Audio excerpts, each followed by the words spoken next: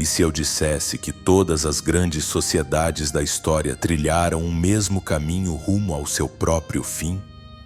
E que esse caminho não foi marcado por guerras, catástrofes naturais ou colapsos econômicos, mas por algo muito mais sorrateiro e perigoso: a perda lenta da capacidade de pensar criticamente, substituída pela glorificação da ignorância e pela exaltação da tolice.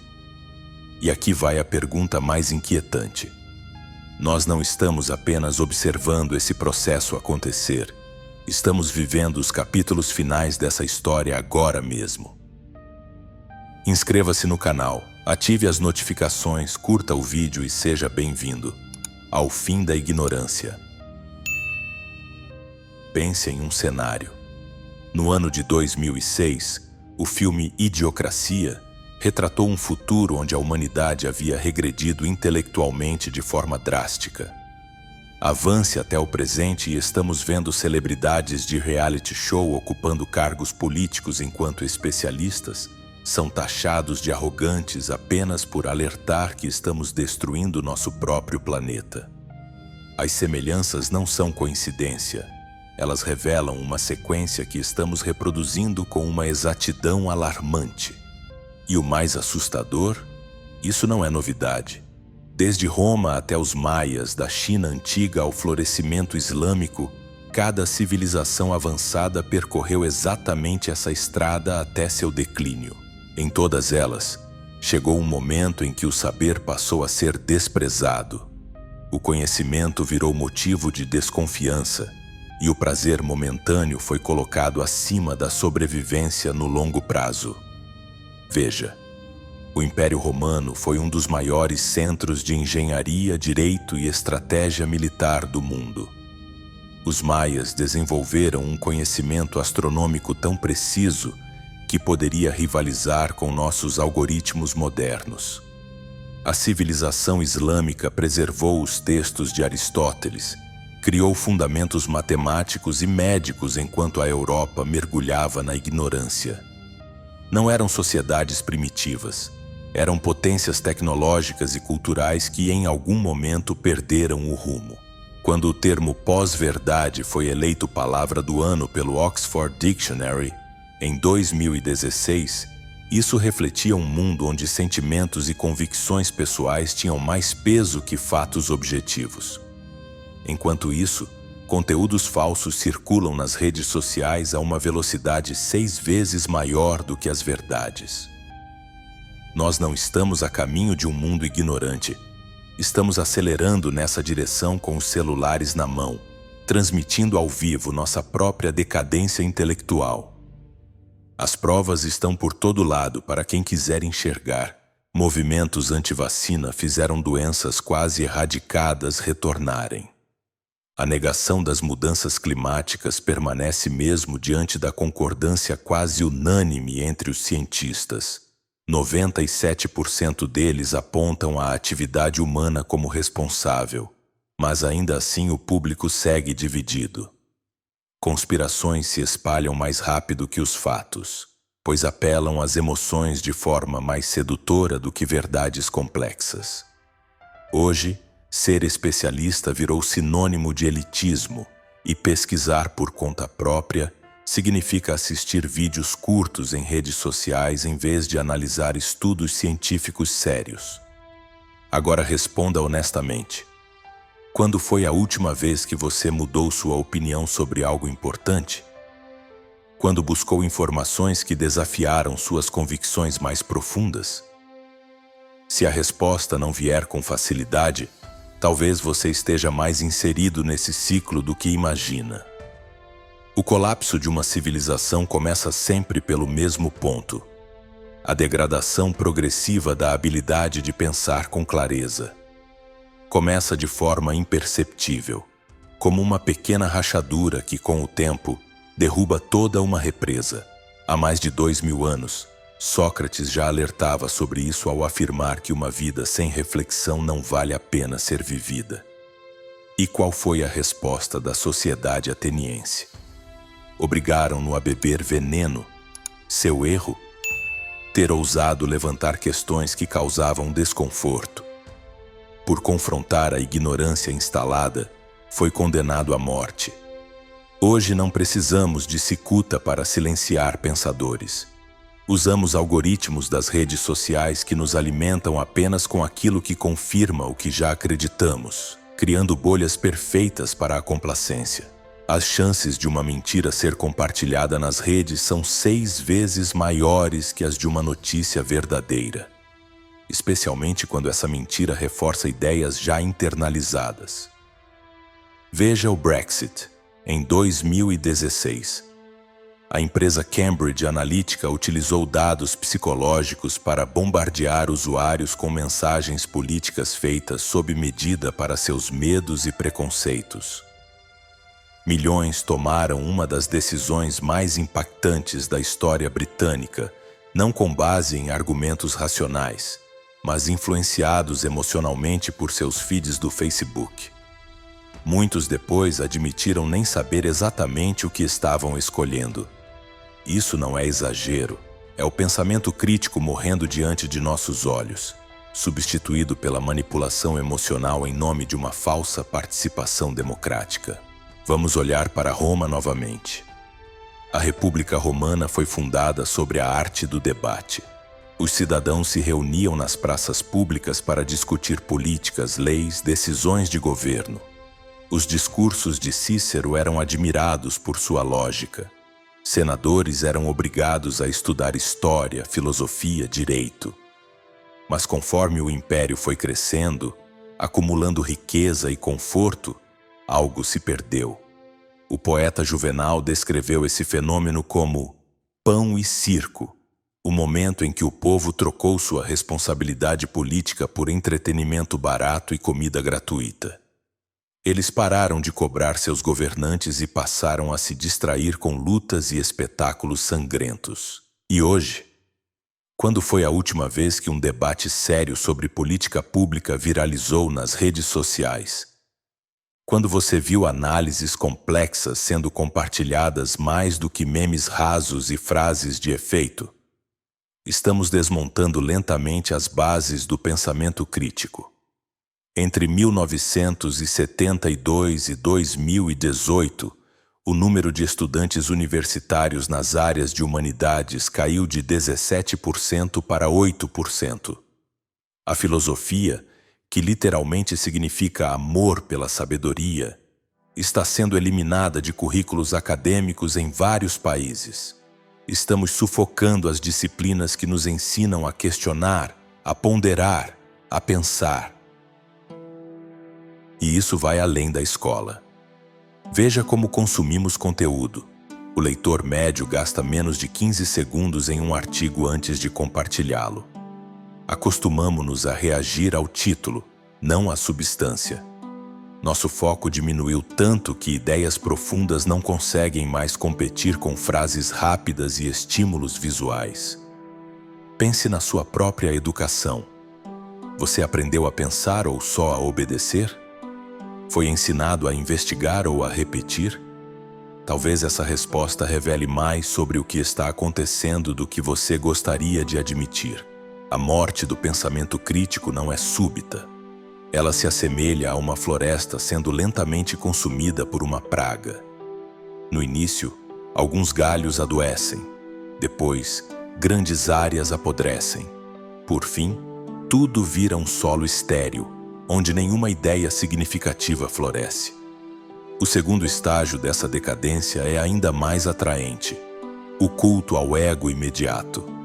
É aqui que a sociedade para de enxergar além do agora. Eu, neste exato momento, se torna mais importante que nós daqui a 10 anos. Alexis de Tocqueville já alertava sobre isso ao analisar a democracia americana. Ele notou que em uma sociedade democrática, o conforto individual pode ser tão valorizado que as pessoas acabam perdendo a capacidade de pensar em futuro coletivo. Ele chamou isso de despotismo suave. Não uma tirania agressiva, mas uma tirania sutil, alimentada por prazer constante e distrações sem fim. Nietzsche foi mais longe. Ele previu a chegada dos últimos homens. Seres humanos tão obcecados com segurança e estabilidade que perderiam qualquer ambição de grandeza. Eles não mais entenderiam o que é amor, desejo, sacrifício ou transcendência. Seus olhos piscariam confusos diante de qualquer ideia que exigisse algo além do imediato. Os maias ilustram bem esse cenário. No auge, eles dominavam astronomia e matemática, ergueram cidades que duraram séculos e construíram um calendário mais preciso que o nosso. Mas quando sua população começou a ultrapassar os limites dos recursos naturais, tinham uma escolha: preservar o futuro ou seguir desfrutando o presente, e escolheram o conforto. Mesmo vendo o desmatamento, a escassez de água e o solo se degradando, continuaram expandindo cidades e sustentando o luxo da elite. Tinham o conhecimento para prever eclipses com séculos de antecedência, mas faltou sabedoria para aplicar essa visão à crise ecológica. Hoje, vivemos um momento maia. Temos mais dados científicos sobre o planeta do que qualquer civilização jamais teve. Conseguimos prever padrões climáticos com décadas de antecedência. E mesmo assim, nossas decisões seguem sendo moldadas por eleições curtas, lucros trimestrais e vantagens políticas passageiras. Então, te faço uma pergunta direta.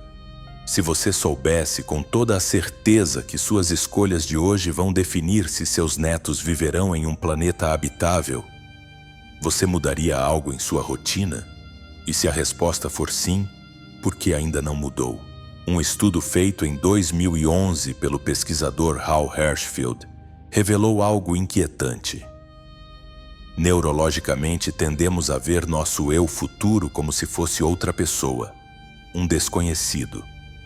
Por isso é mais fácil buscar a gratificação instantânea que um vídeo de TikTok oferece do que fazer um investimento pensando na aposentadoria. Não é burrice, é um viés profundo da mente humana. Só que as civilizações que prosperaram conseguiram de algum modo criar formas de contornar essa tendência. Elas criaram instituições, rituais e tradições que favoreciam o pensamento de longo prazo.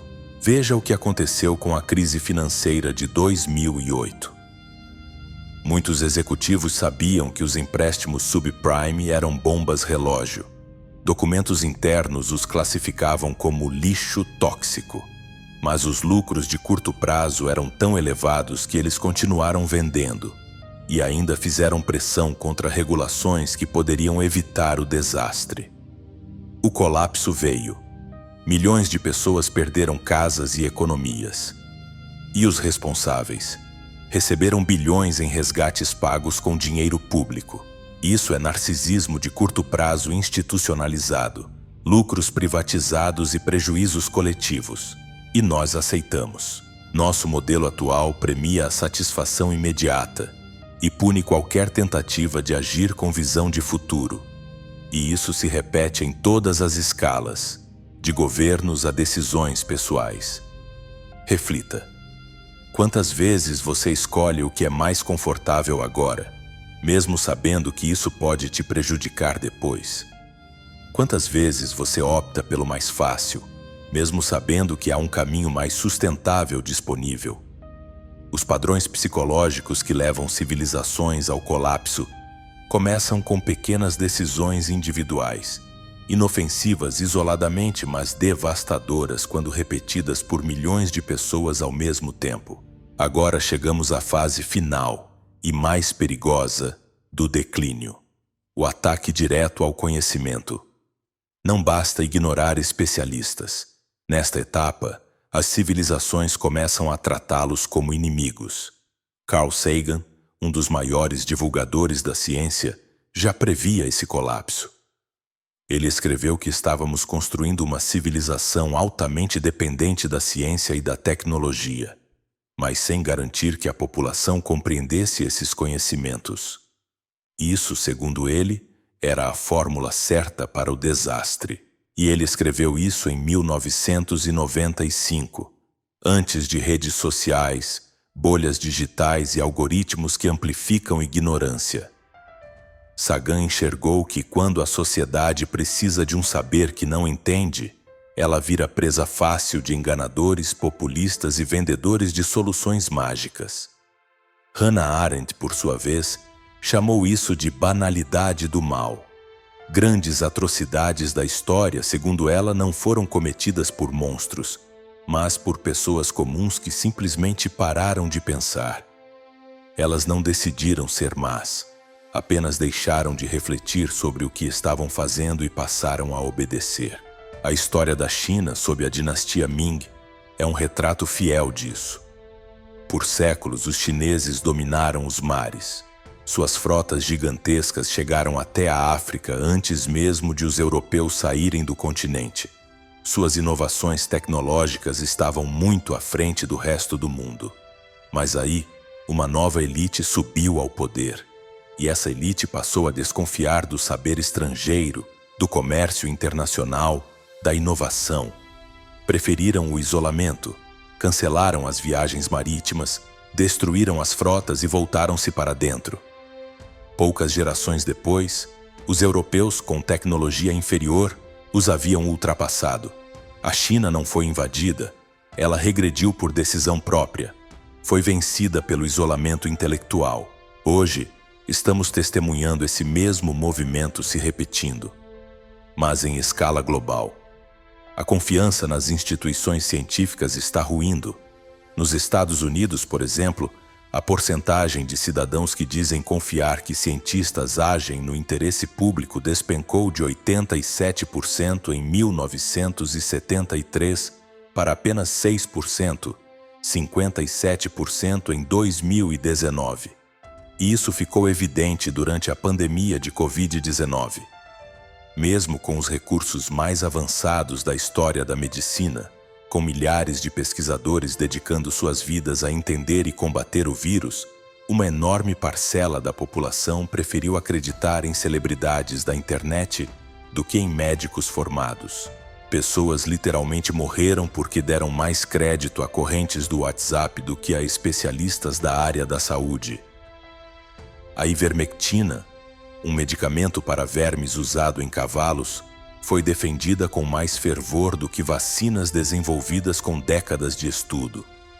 Isso não é apenas desconhecimento, é hostilidade aberta ao conhecimento.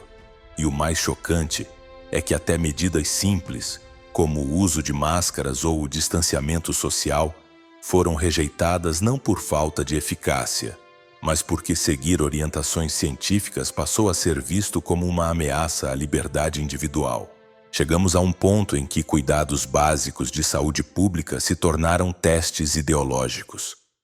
O que era uma medida médica virou sinal de fidelidade política. E agora eu te pergunto: quantos especialistas você realmente confia? Você confia no seu médico? No seu mecânico? No meteorologista? Se sim, por que duvidar de cientistas do clima? A diferença está nos dados, ou no desconforto que certas verdades provocam.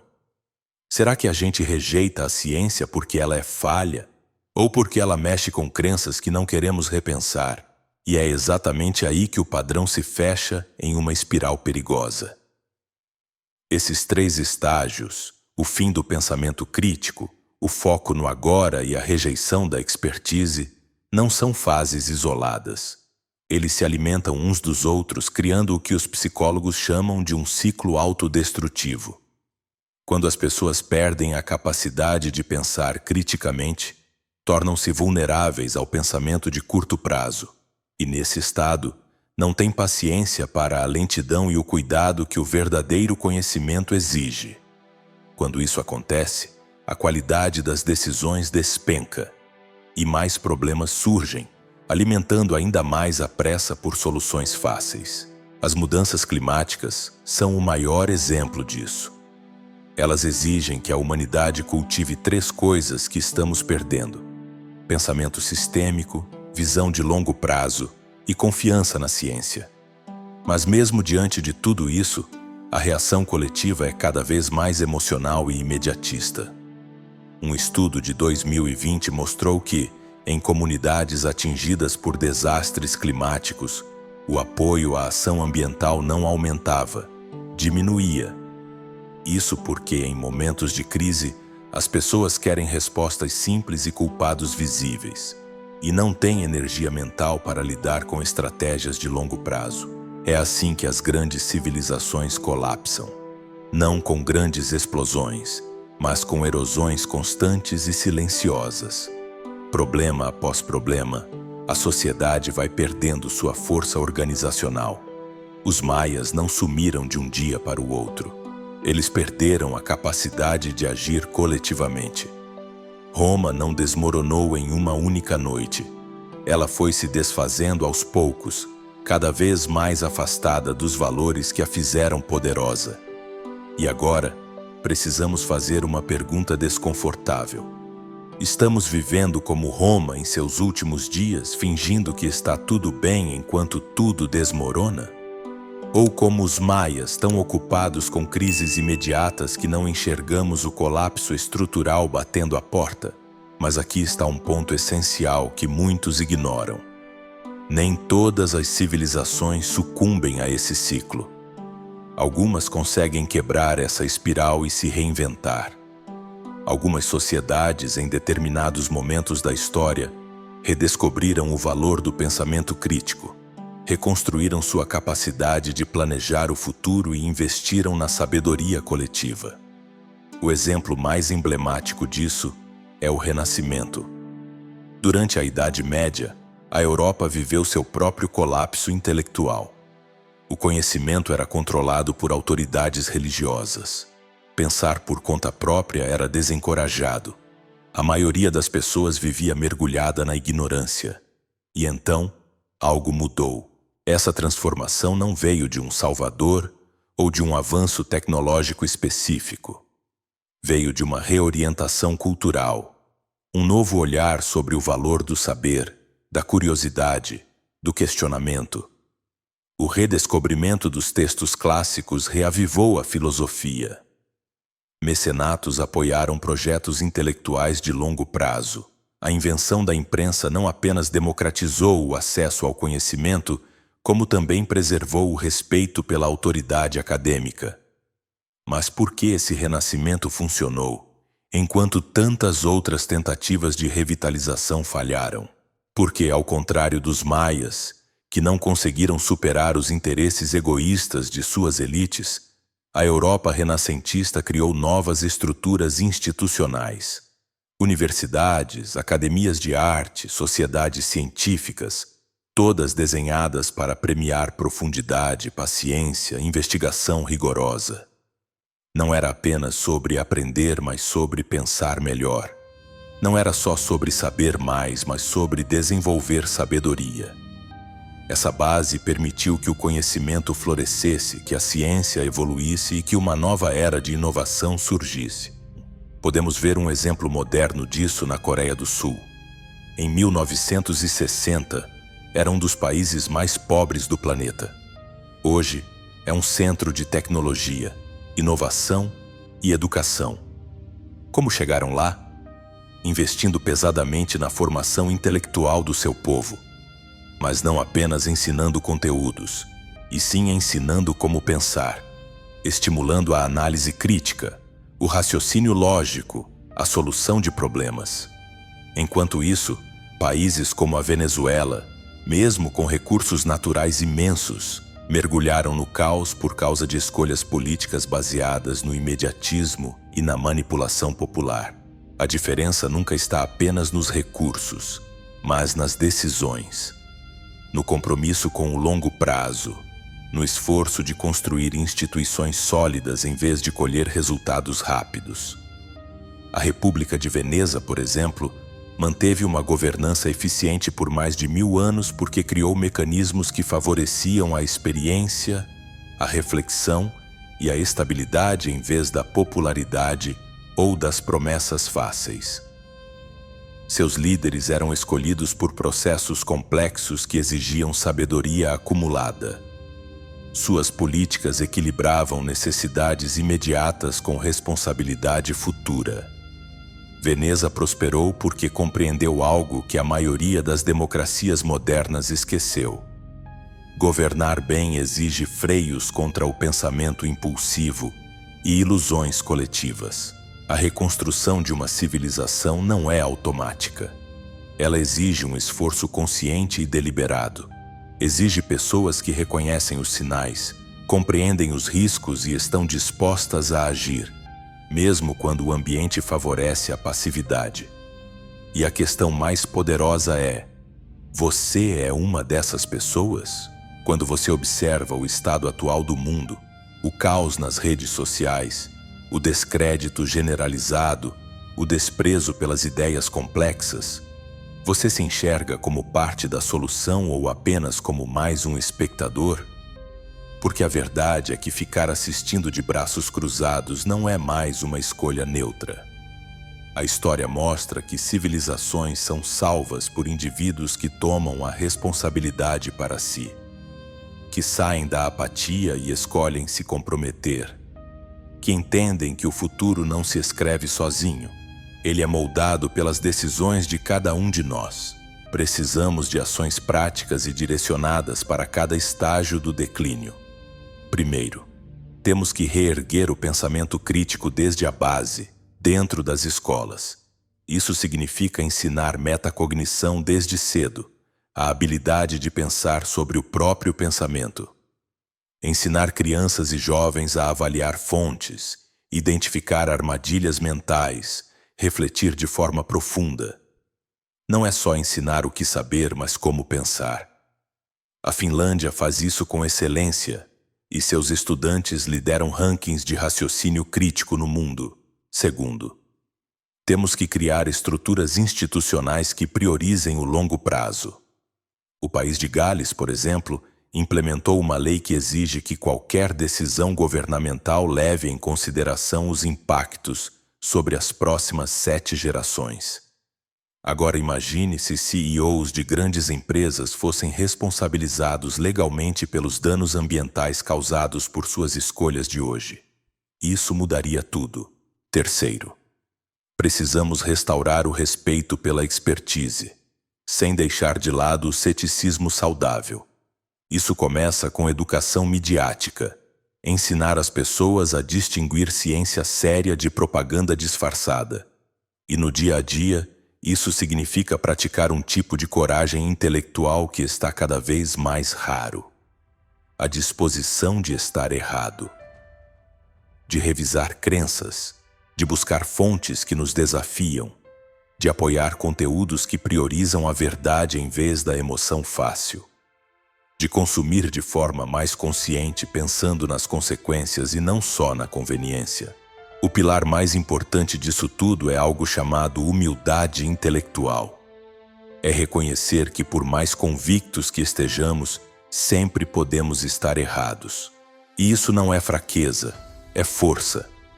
É essa humildade que nos mantém abertos para crescer, aprender e transformar o mundo. Neste exato momento, estamos diante da mesma encruzilhada que todas as grandes civilizações enfrentaram. Podemos seguir o roteiro de Roma e dos Maias, afundando na ignorância confortável até sermos forçados a encarar a realidade. Ou podemos escolher o caminho difícil da reconstrução, da lucidez, da responsabilidade. Mas tudo começa por um exame honesto de consciência. Quantas vezes você opta pela resposta fácil em vez da resposta certa? Quantas vezes você compartilha algo sem confirmar? Quando foi a última vez que você mudou de ideia com base em provas e não em emoções? A história não se repete, mas ela rima. O padrão de decadência civilizacional é tão antigo quanto a própria humanidade. Mas também é antigo o padrão da renovação, de sociedades que em momentos decisivos escolhem a sabedoria em vez da comodidade, o conhecimento em vez da ignorância, o futuro em vez do agora. Então, a verdadeira pergunta não é: será que dá para evitar o colapso? A pergunta é: nós vamos escolher evitá-lo?